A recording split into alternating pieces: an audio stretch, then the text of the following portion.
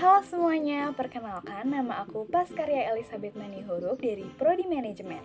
Pada video kali ini, aku akan menjelaskan mengenai materi statistika dasar yaitu tentang teknik pengambilan sampel atau sampling. Yang terbagi dua diantaranya adalah probability sampling dan juga non-probability sampling.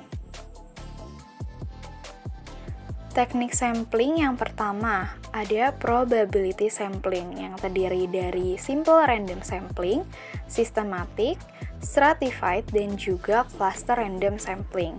Kemudian non-probability sampling terdapat accidental sampling, quota sampling, purposive sampling, dan juga snowball sampling.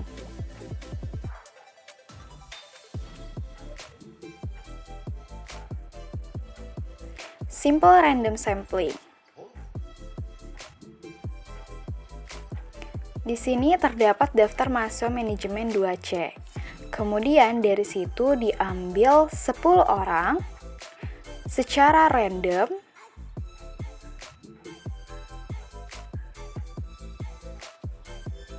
dan menghasilkan 10 orang dengan nomor absen seperti yang ada di layar, dan inilah yang terpilih. Kemudian untuk systematic random sampling terdapat kelas C yang diambil adalah 12 orang. Untuk pilihan pertama dipilih secara random dan menghasilkan satu nomor absen. Kemudian, pilihan selanjutnya secara sistematis, yaitu setelah Della, 2 orang kemudian, yaitu Elsa,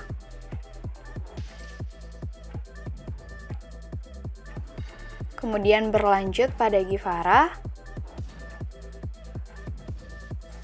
dan begitu seterusnya.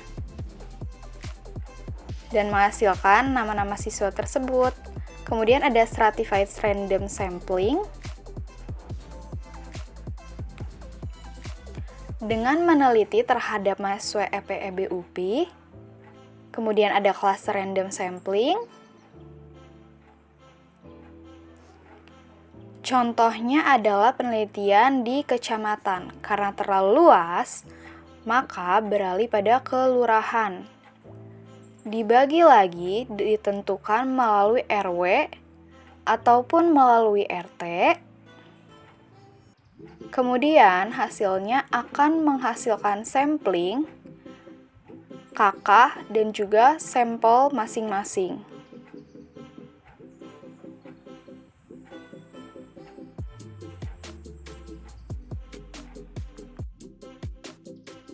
Kemudian berlanjut pada non-probability sampling.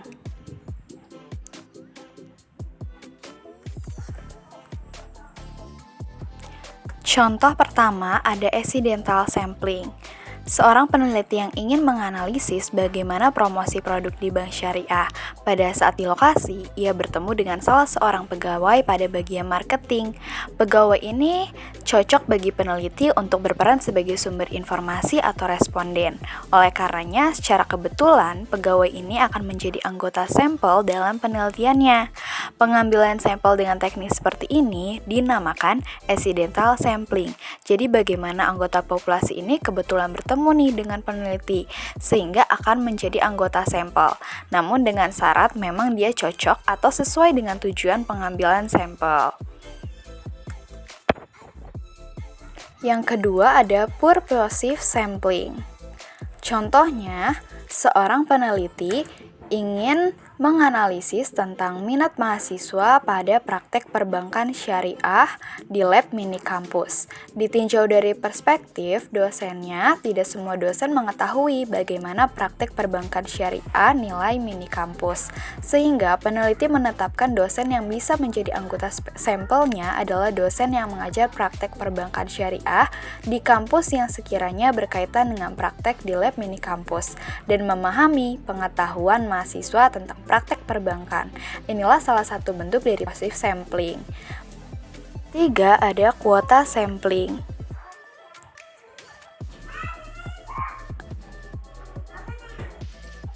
Peneliti sudah menentukan akan mengambil beberapa sampel lokasi penelitiannya. Misalnya dia menetapkan 100 orang akan diambil sebagai sampel di lokasi tersebut. Di sini ada kuota yang harus dipenuhi jika dari 100 orang yang sudah ditetapkan, tapi baru berhasil meneliti 89 orang, maka penelitian belum dikatakan selesai karena belum mencapai kuota yang telah ditargetkan. 100 orang ini akan diambil secara kebetulan. Dia langsung menetapkan siapa aja yang cocok untuk menjadi anggota sampel, bukan dipilih secara random. Kemudian yang terakhir ada snowball sampling. Contohnya, peneliti akan menganalisis tentang bagaimana kinerja keuangan di bank syariah X. Pada kasus ini, peneliti hanya mengenal satu pegawai pada bank syariah tersebut. Katakanlah ia seorang kepala keuangan di bank syariah tersebut. Penelitian mula-mula dilakukan dengan menggali informasi dari kepala keuangan yang ia kenal tadi. Setelah itu, peneliti dapat bertanya kepada si kepala keuangan, kepada siapa lagi ia bisa bertanya tentang kinerja keuangan di bank syariah tersebut. Akhirnya kepala keuangan tadi merekomendasikan beberapa orang kepada peneliti. Nah, peneliti bisa mendapatkan informasi lebih dari orang-orang yang direkomendasikan. Nanti mereka itu bakal merekomendasikan lagi peneliti yang lain, sehingga informasi tentang bank syariah itu akan terlaksana dan akan mendapatkan hasil yang sangat mendalam. Nah, apa sih yang membedakan antara probability sampling dan juga non-probability sampling? Yang membedakan antara probability dan non-probability itu dilihat dari pemilihan sampel yang dilakukan dan juga siapa yang berkesempatan untuk dipilih. Untuk probability sampling, peneliti melakukannya secara acak dan objektif, sehingga semua anggota populasi itu memiliki kesempatan untuk dipilih.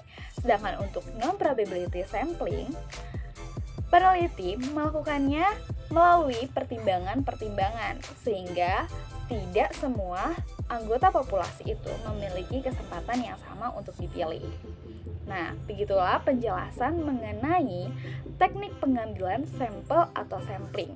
Semoga penjelasan tadi bermanfaat bagi kalian semua. Terima kasih.